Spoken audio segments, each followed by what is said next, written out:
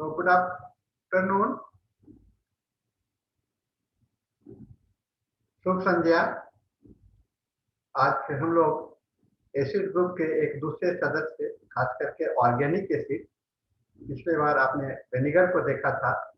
आज हम लोग प्लांट किंगडम से जो एसिड प्राप्त होते हैं, जिसे हम लोग बेंजोइकम एसिड के नाम से जानते हैं, आज इसका अध्ययन करने जा रहे हैं।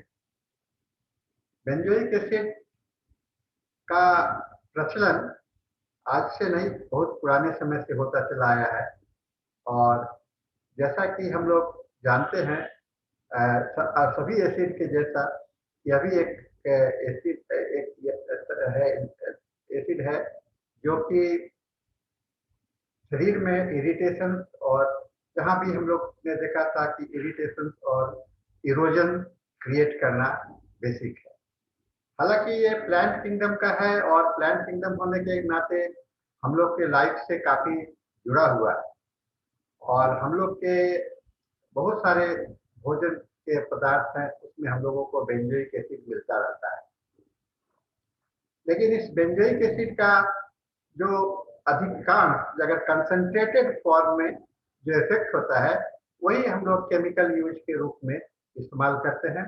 और यहाँ पर जो देख रहे हैं आप, इसके जो पड़े हुए हैं, ये इसका कंसंट्रेटेड सॉलिड फॉर्म में है।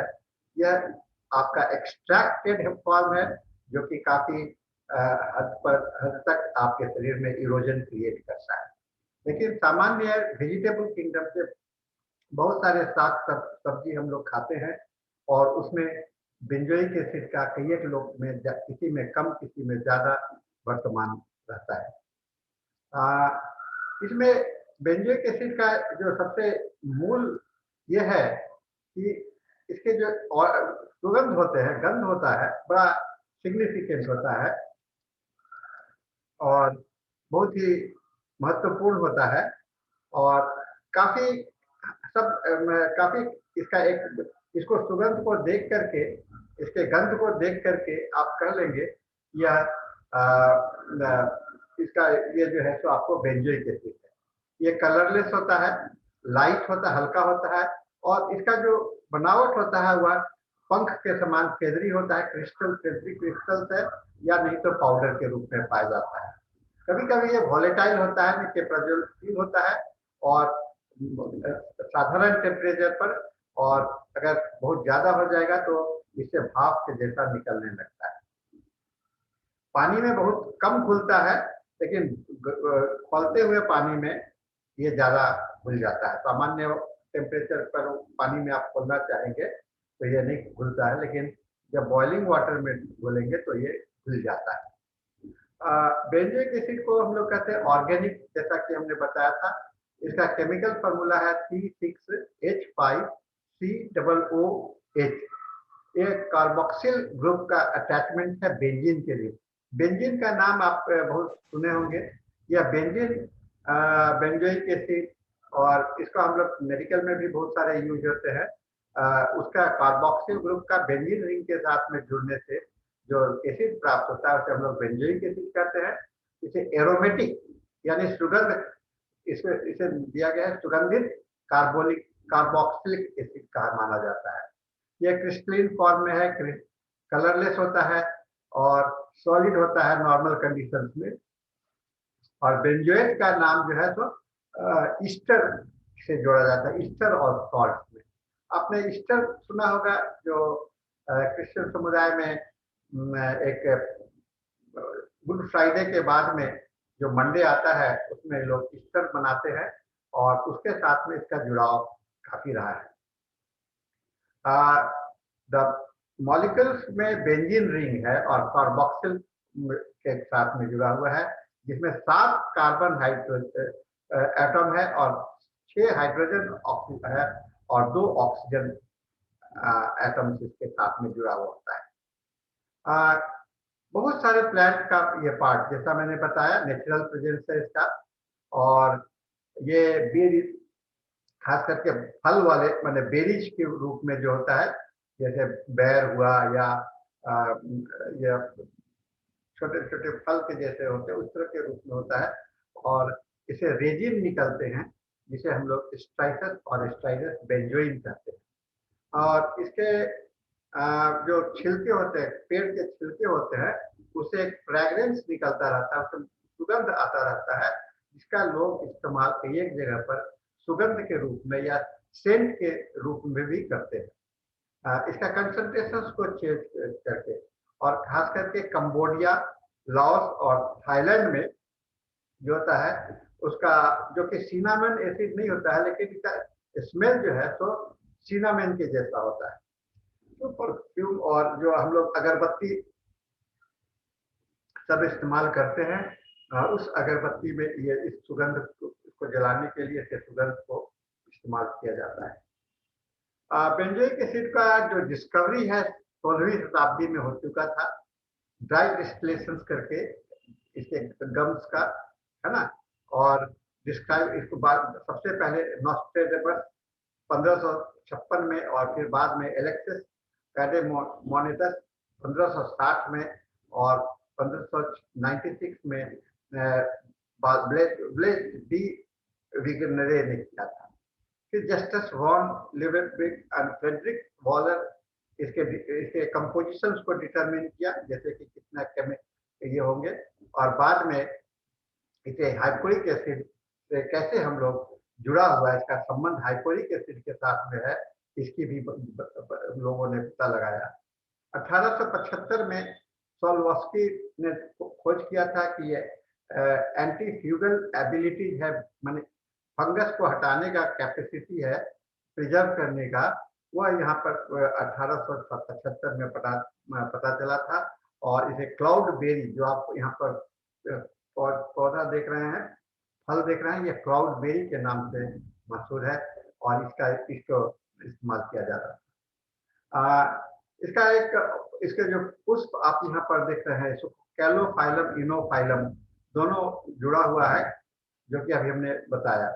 और ऑर्गेनिक एसिड है derive from the gum of the plant, इसके जो गोंद के जैसा तत्व निकलता है, कैलोफाइलम और इनोफाइलम। कैलोफाइलम इनोफाइलम पूरा प्लांट का नाम है।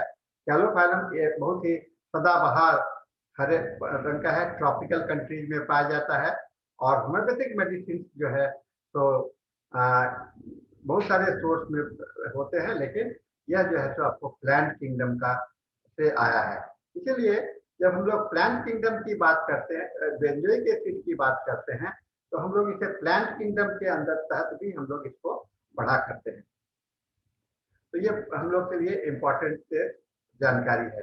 बेंजोइक एसिड जो है तो हमारे शरीर के अंदर में जो ग्लाइकॉल होते हैं उससे रिएक्ट करके कार्बोक्सिलिक एसिड बनाते हैं, जो कि हमारे यूरिन से, पेशाब से ये हम लोगों का बाहर निकल जाता है। इसका किडनी पर जो इफेक्ट पड़ता है, उससे किडनी में एक जकड़न सा पैदा हो जाता है और यूरिक एसिड में कन्वर्ट करता है ना, यूरिक एसिड में कन्वर्ट करता है, और कार्बोक्सिलिक एसिड और हमारे किडनी से ये बाहर निकलता है।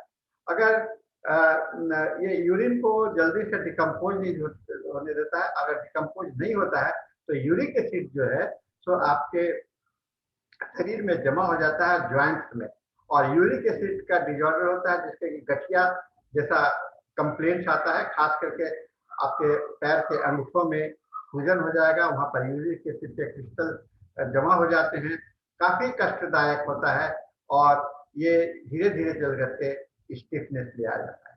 इसलिए जहां भी यूरिक एसिड का डिपोजिशन की बात आती है, यूरिक एसिड यानी कि पत्थर जैसा बनने का ये है होता है, वहां पर इसका इस्तेमाल काफी है। आप लेबोरेटरी में जाएंगे, मैथमेटिका में जाएंगे, तो आपको यूरिक एसिड डायथेसिस में बेंजोइक एसिड का बहुत ही प्रमुख स्थान रखा गया है।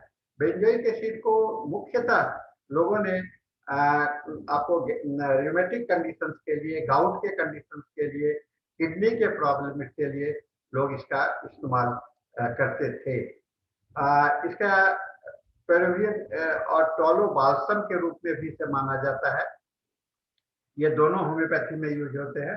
Balsam Peruvianum and balsam tolutanum, टोलुटेनम।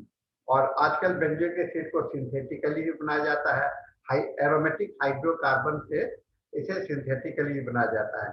इसका कॉमन नेम बड़ा देखिए बहुत विचित्र है, अलेक्जेंड्रियन लॉरेल बीच कैलोफाइलम बोर्नियो मैगो। ये कॉमन नेम है, खास करके ये विदेशी ओरिजिन का है, इसलिए इसके नाम कॉमन नेम कभी विदेशी। अलेक्जेंड्रियल, आप अलेक्जेंडर द ग्रेट का नाम सुने होंगे, ग्रीक का। उसके उसके जो उसने जो अपना डिस्कवर, उसने अपना जो अलेक्जेंडर के जो लड़ाई में विजय हुआ था, तो उस विजय के अवसर पर इसके सुगंधित सुगंध को लोगों ने सराहा था, और इसलिए और इस सुगंध, इसका नाम अलेक्जेंड्रियन लॉरेल के नाम से भी जाना जाता है। जो घर में हम लोग यूज करते हैं, लोग यूज करते हैं सोडियम सॉल्ट, यानी कि आपका जो खाने वाला है बेंजोइक एसिड, को अचार को बनाने के लिए, है ना, अचार जो बनाए जाते हैं उसमें बेंजोइक एसिड का इस्तेमाल बहुत जगह, हम लोग क्या नहीं किया, बहुत जगह पर बेंजोइक एसिड का फूड प्रिजर्वेटिव के रूप में इसे यूज किया जाता है। ये जैम बनाने में, सिरप बनाने में, फल का जो अति है, फिर आपको ये क्या कहते हैं, केचप बनाने में, फ्रूट जूस बनाने में, आइसक्रीम में, मैरिनेटेड हेरिंग यानी कि खट्टा और मीठा जो ये है उसको, खट्टे चीज को सलाद, खट्टे सलाद के ड्रेसिंग के लिए, फिर मस्टर्ड को मैनेज करने के लिए, और फ्रूट्स योगर्ट बने काफी, आप इसको सलाद और ये काफी रूप में इसे है। और मछली के लिए भी, मछली में भी खास करके ईस्टर के समय में लोग इसको इस्तेमाल करते हैं।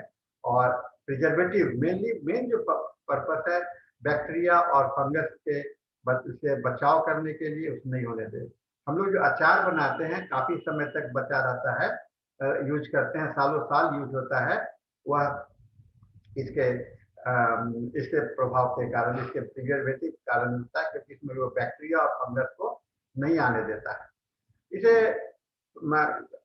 शरीर के ऊपर में भी, मुंह को साफ करने के लिए, एंटीसेप्टिक के लिए, और पेशाब जिसको कम हो रहा है उसके लिए, जिसको कफ नहीं निकल रहा है तो एक्सपेक्टोरेंट के रूप में भी इसको इस्तेमाल किया जाता है।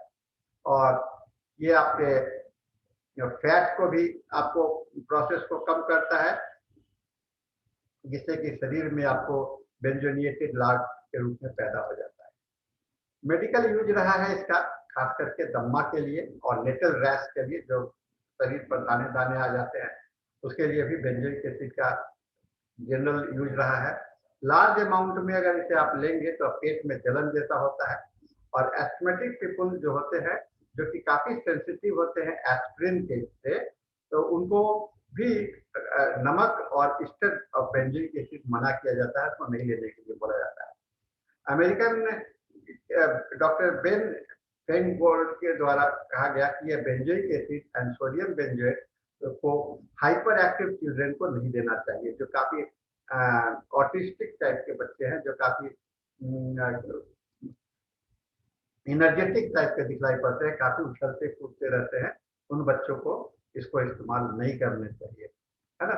और मनुष्य के, और खास करके बहुत सारे जो शाकाहारी जानवर होते हैं, उसके पेशाबों में बेंजोइक एसिड हिपुरिक एसिड के रूप में निकलता रहता है।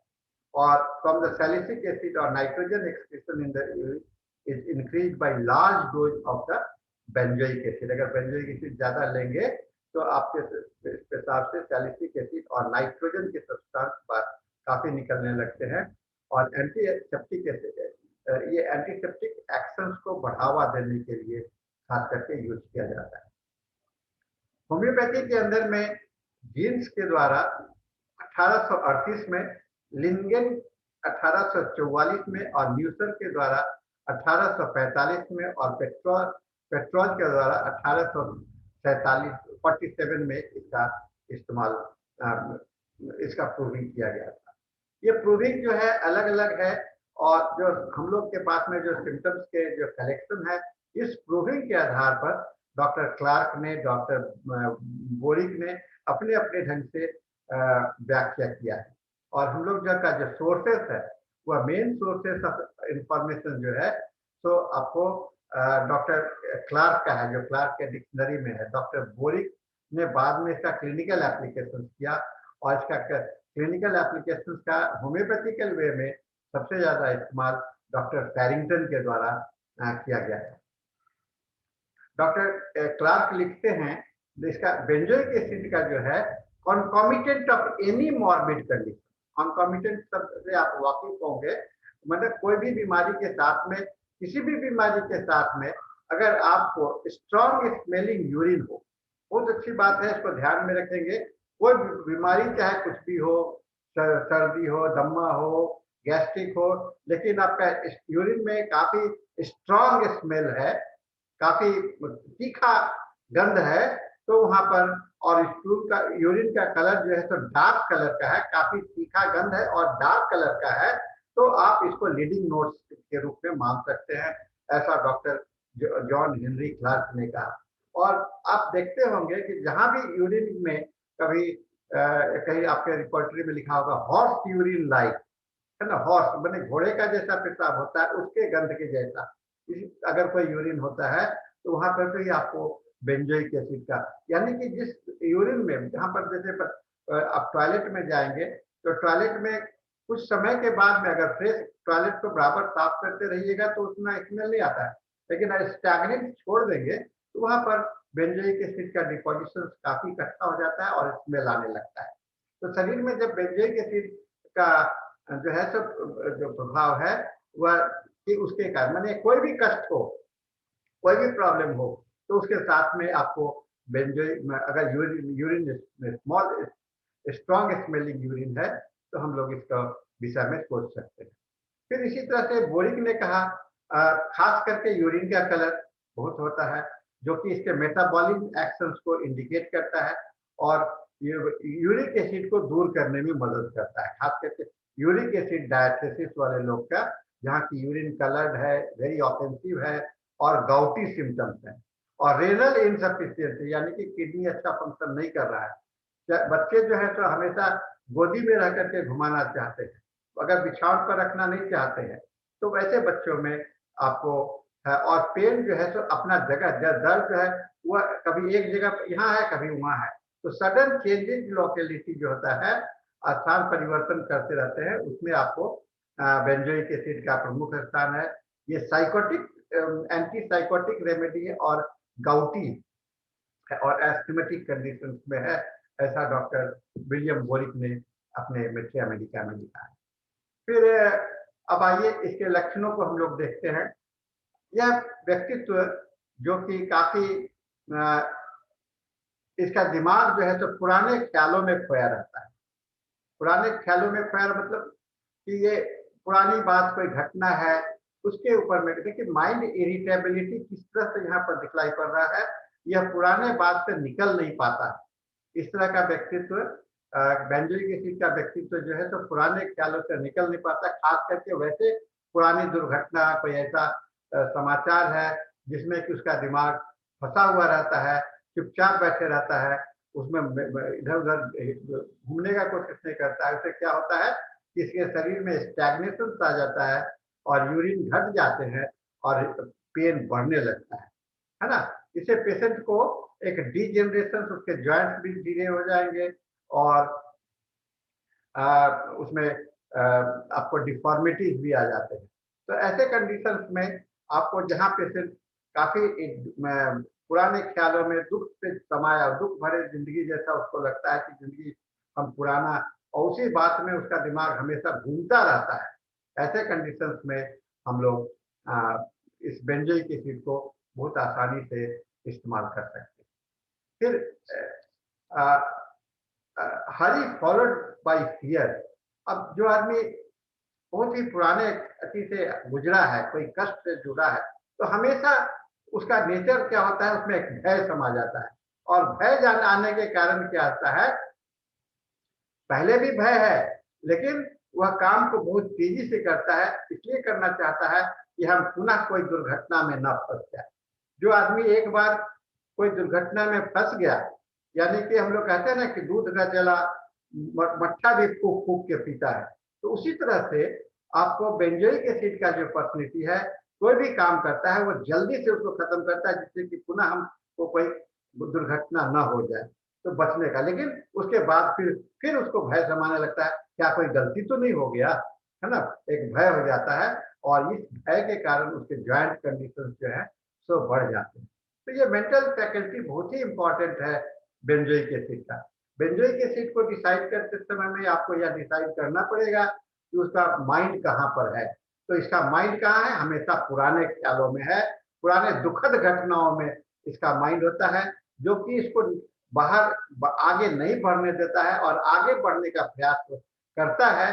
तो इसे पुनः इसे भय समा जाता है कि हम फिर कोई दुर्घटना में न फंस जाए, और इसके कारण वह शरीर में जो हलचल है कम हो जाता है, नहीं ये होता हो पाता है। और जो हलचल कम हो जाने के बाद में सब में ठहराव, रुकावट जैसा होता है, स्टैग्नेटेड कंडीशन आ जाता है, जिसे हम लोग जॉइंट पेन के रूप से दिखलाई पड़ता है। इसके कारण जो है, तो अब देखिएगा इसमें लिखने का है, डिस्लेक्सिया एक बीमारी होती है। डिस्लेक्सिया मतलब कि जो लिख रहा है तो कभी कोई वर्ड छोड़ दिया, है ना? जैसे मैंने यहाँ पर दिखलाया, ये लिखना चाह रहा था सिग्नेचर, अब इसको आर्टिस्टिक अपने ढंग से है तो काट करके इसको देखिएगा, अगर फिर से देखोगे ना किया काट करके फिर लिखेगा। और अक्सर छोटे बच्चों में आप जब देखिएगा तो छोटे बच्चे को अगर पूरा सेंटेंस लिख रहा है तो पूरा सेंटेंस में कोई कोई word, my name is such and such, तो माई नेम इज को छोड़ दिया, फिर अपना नाम का टाइटल छोड़ दिया, माई नेम इज ये, तो बड़े कुछ वर्ड छूट जाते हैं लिखने में। ये क्यों है? ये साइकोलॉजी बन जाता है डर का कि हमसे गलती हो जाएगा, और गलती से ये मिस्टेक करते हैं, है ना? डर के कारण ये गलत नहीं करना चाहते हैं, और डर के कारण इनसे गलती होती रहती है, जो कि इनके लिखने में काफी दिखलाई पड़ता है। फिर बच्चे जो होते हैं, जो छोटे बच्चे होंगे, वह काफी हमेशा गोद में रहने चाहिए। जरा सा लिटाने का कोशिश कीजिएगा तो नहीं लेटेगा, और खास करके 3 बजे सुबह में बच्चे जग जाते हैं, है ना? और जग जाने के बाद में वो जैसे कैमोमिला है, एक्वानाइट है, सीना है, ये सब के लोग सोचने लगते हैं कि चलो इसे कैमोमिला दे दे, एक्वानाइट दे दे, सीना दे दे, लेकिन वह इफेक्ट नहीं करता है। इतना एकदम पूरा पकड़ के रखना चाहता है। और यह भय मेन चीज है। यहाँ पर जो बच्चा क्यों माँ से अलग नहीं होना चाहता है? भय के कारण। कैमोमिला का बच्चा क्यों अलग माँ के गोदी में घूमना चाहता है, रहना चाहता है? उसे पता नहीं है कि क्या है, वह माइंड में कोई डिसीजन नहीं ले सकता, उसका माइंड बहुत ही हाइपर एक्टिव होता है, कंसंट्रेशन नहीं हो पाता है। ये बच्चे पूरा जो है सो डरपोक टाइप के होते हैं, और डरपोक होने के कारण माँ से चिपके होते हैं। इसीलिए थोड़ा सा कैरेट डिजायर टू बी में सीना हम लोग सोचते हैं, लेकिन बेंजोइक एसिड को भी हम लोगों को सोचना चाहिए, ठीक है ना? ये सेंसिटिव से बहुत, नॉइज से बहुत ही सेंसिटिव होते हैं, यानी नॉइज के प्रति, आवाज के प्रति जरा सा आवाज होगा तुरंत चौंक जाते हैं। और इस तरह के चौंकने की बीमारी को हम लोग मिनरे सिंड्रोम भी बोलते हैं, है ना? मिनरे सिंड्रोम एक कान का आपका बीमारी है, जो कि हम लोगों को कान से आवाज के जैसा सुनाई पड़ता है, और अधिक कोई भी आवाज को बहुत तेजी से सुनते हैं, इसीलिए इसे हम लोग सेंसिटिव टू नॉइज कहते हैं। संवेदनशील, ये संवेदनशीलता जो है, सेंसिटिविटी जो है, तो बेंजोइक एसिड का मुख्यतः उसके जीवन में किसी पुराने ख्यालों को लेकर के, किसी दुर्घटना को लेकर के वह हर एक चीज से चौकन्ना रहता है ना? तो बेंजोइक एसिड के पेशेंट हमेशा चौकन्ना रहते हैं, और रहने के कारण छोटा सा आवाज हुआ, थोड़ा सा कुछ घटना घटा, ये तुरंत सतर्क हो जाते हैं, और लगता है कि दोबारा तो हम नहीं फंसने जा रहे हैं। ये फीलिंग्स इनके साथ में जुड़ा हुआ होता है। और आप देखिएगा, आपका इसका बहुत ही प्रोमिनेंट इन्फ्लामेशन है, और खास करके जीभ पर, गले में, टॉन्सिल में, स्टोमक में, और रिमेटिक में एक रिमोटिक टाइप का होगा, काफी लालीपन लिए हुए सूजन है ना? लालीपन लिए हुए सूजन होता है। सूजन तो जनरली लालीपन होता है, लेकिन इसके जो सूजन के साथ में दर्द जो होता है वह चुभन के जैसा होता है, प्रिकिंग पेन होता है। इस चीज को हम लोग को दिमाग में रखना चाहिए। लगता है कि भीतर में कोई बालू पड़ा हुआ है और गड़ता है ना, गड़ने के जैसा। अगर आप टच करके दबाने का कोशिश कीजिएगा तो कहेगा डॉक्टर साहब गड़ रहा है ना, गड़ रहा है, या कुछ मुझे चुभ रहा है, इस तरह का बात है। वो छूने नहीं देना चाहता है, इतना इन्फ्लेम्ड कंडीशन होता है। और यूरिक गाउट का जो है अटैक जिसको आता है, वो इतने परेशान होते हैं कि चलना फिरना उनके लिए मुश्किल हो जाता है। इसके अंदर में आपको अल्टरनेटिंग स्टेट्स दिखाई पड़ते हैं, है ना, गाउटी, रिमेटिक पेन, हार्ट, इस सब के कारण दिखलाई पड़ते हैं। ये एक जगह से दूसरे जगह घूमते होंगे, स्थिरता नहीं बनी रहती है, बहुत इंपॉर्टेंट सिम्टम्स इसमें है, स्थिरता नहीं। ये घबराहट और भय के कारण एक जगह पर टिकते नहीं है ना। ट्रैवलिंग डिजायर तो है, लेकिन कुछ लोग घूमने के लिए निकलते हैं, ये घबराहट के कारण एक जगह से दूसरी जगह पर नहीं जाते रहते हैं। इनके कष्ट जो है तो कोल्ड डैम्प वेदर में बढ़ते हैं, जैसा कि सभी एसिड में है, और ठंडे से इसके कष्ट आपको बढ़ते हुए दिखलाई पड़ते हैं। अगर ड्राफ्ट ऑफ एयर से इनका कष्ट जो है तो बढ़ता है, और गर्म से इनके कष्ट में आराम आता है। इन्हें अल्कोहल, वाइन, चॉकलेट, कॉफी और स्वीट से इनको बर्दाश्त नहीं होता। ये सारी चीज इनके लिए कष्टकर होते हैं। और अब जो घड़ी में जो बैंड लग रहता है, ये इनके लिए बड़ा थकावट का विषय होता है। और घड़ी का बैंड घड़ी पहनना नहीं चाहते हैं, क्यों? क्योंकि इसका जो वॉच बैंड होता है वो उसको टॉलरेट नहीं करते हैं। और चलने से इनकी गति कष्ट जो है तो बढ़ता है, रेस्ट से आराम मिलता है। लेकिन हेडेक जो है तो रेस्ट से बढ़ जाता है, रेस्ट के समय में हेडेक बढ़ जाता है।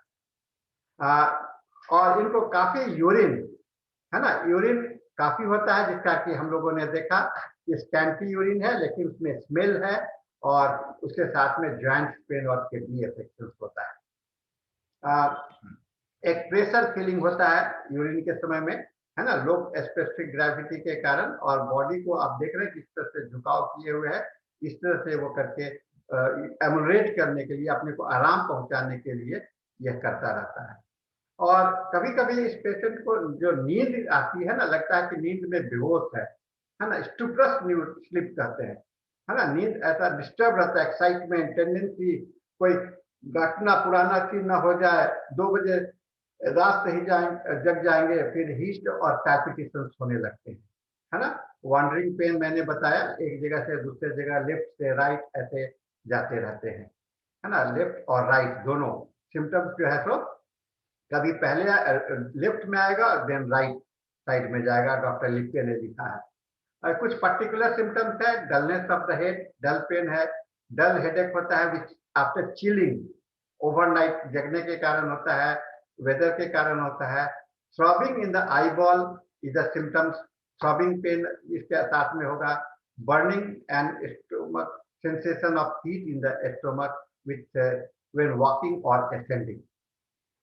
Strong hot dark brown urine, है ना, foul smell, ammoniacal stone, horse urine हमने बताया था, enuresis nocturna with penetrating urinous odour, prolapsus uteri, बच्चादानी बाहर निकल जाता है, स्मेल बाहर आता है, मेंस्ट्रुएशन का डिजॉर्डर है, tearing stitching pain in big toe में होता है। और रिपोर्टरी में dwells on the past disagreeable offences, बहुत ही इंपॉर्टेंट इसका फिनोमेना है। इसके बॉडी के पार्ट है urinary organ, joint, heart, bowel, left side, left then right, right side then left side. ऐसे साइडर और लेमन बहुत प्रिय है। अल्कोहल, चॉकलेट, कॉफी, स्वीट और वाइन से इनके कष्ट बढ़ते हैं, हम लोगों ने देखा। तो हम लोग देख रहे हैं इस दवा का जो मुख्य लक्षण है वह dwells upon past disagreeable offences है, सेंसिटिव टू नॉइज है, pain, wander from one place to another है, और अल्टरनेटिंग स्टेट्स हम लोगों ने देखा, hurry followed by the fear, जल्दीबाज भी होते हैं और उसके साथ में डर भी होता है।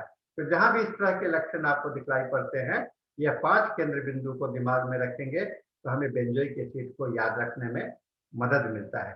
तो थैंक यू फ्रेंड्स, हम लोगों ने आज इस बेंजोइक एसिड को देखा है, और बेंजोइक एसिड के माध्यम से हम लोगों को संदेश मिला है कि ये काफी हर एक नेचर जो है तो आपको डर का कारण बनता है, पुराने ख्याल आपको डर का कारण बनता है। इसीलिए हम लोगों को थोड़ा सा पेशेंस मेंटेन करने का सीखना चाहिए। तो इसके साथ हम लोग आज का ये मेरा लेक्चर समाप्त होता है। क्योंकि समय हम लोग के पास में फिर वही है, हम लोग